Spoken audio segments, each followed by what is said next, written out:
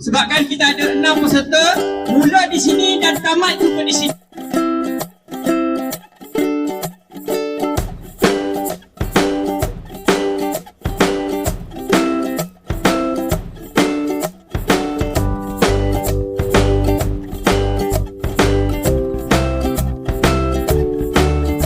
Alhamdulillah, syukur kepada Allah Subhanahu wa taala, pagi yang penuh barakah ini dipertemukan di sekolah SMK Jelapan Jaya, meraihkan bakat-bakat anak-anak kita.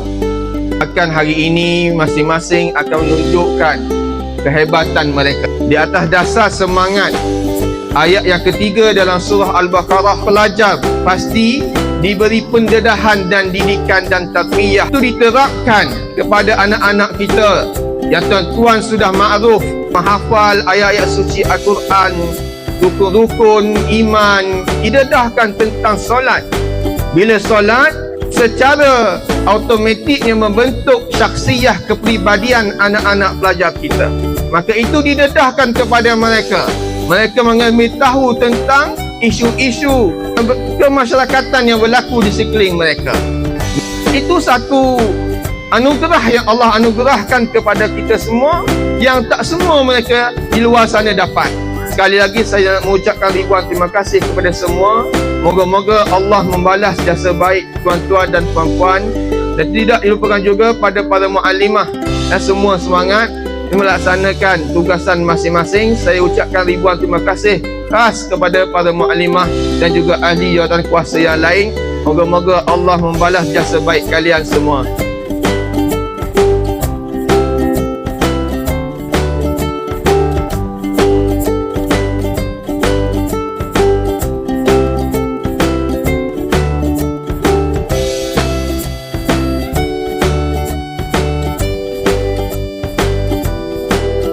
Tuan-tuan, saya teringat sabda Nabi Muhammad SAW, bila mana matinya ataupun meninggalnya anak Adam itu, segala amalannya terputus kecuali 3, tuan-tuan.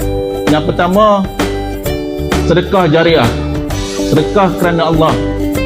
Dan yang kedua adalah ilmu yang memberi manfaat. Kita lihat anak-anak kita, mungkin bagi ada mereka yang tersentuh hatinya.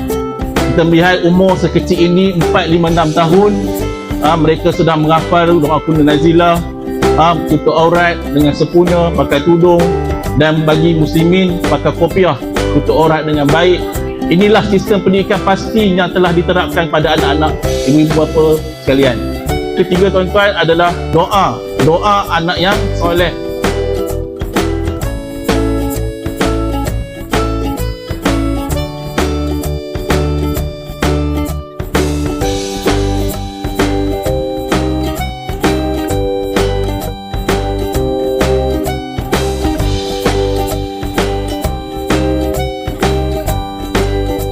Tuan-tuan dan puan-puan, jika diimbas kembali 33 tahun yang lalu, saya pernah ditarbiyah di Pasti, saya pernah belajar di sekolah Pasti. Jika ditanya pada saya apakah cita-cita saya harap tuan-tuan dan puan-puan begitulah cita-cita tuan-tuan dan puan-puan juga, dan terhadap anak-anak kita. Cita-cita saya, tuan-tuan, yang saya ingat daripada saya awal ditarbiyah oleh guru-guru, oleh para muallimah di Pasti pada tahun 1990 dulu, ialah nanti bila mana ayah dan ibu saya tidak ada, jika ditakdirkan Allah, mak ayah saya pergi dulu. Jika ditakdirkan Allah, ibu ayah saya kembali kepada Allah dulu. Saya harap mudah-mudahan saya boleh menjadi imam kepada jenazah ibu dan ayah saya.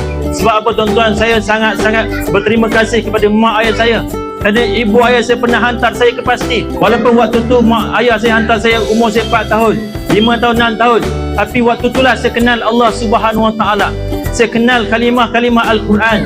Saya hafal ayat-ayat suci Quran yang boleh saya hafal diajar di Pasti. Saya hafal hadis-hadis. Tuan-tuan tengoklah anak tuan-tuan dan perempuan, mereka hafal hadis, mereka hafal doa. Tuan-tuan, waktu ni mereka sedang bersih, dan tuan-tuan yakinlah insya-Allah anak-anak tuan-tuan dan perempuan akan menjadi insan yang hebat pada masa akan datang insya-Allah.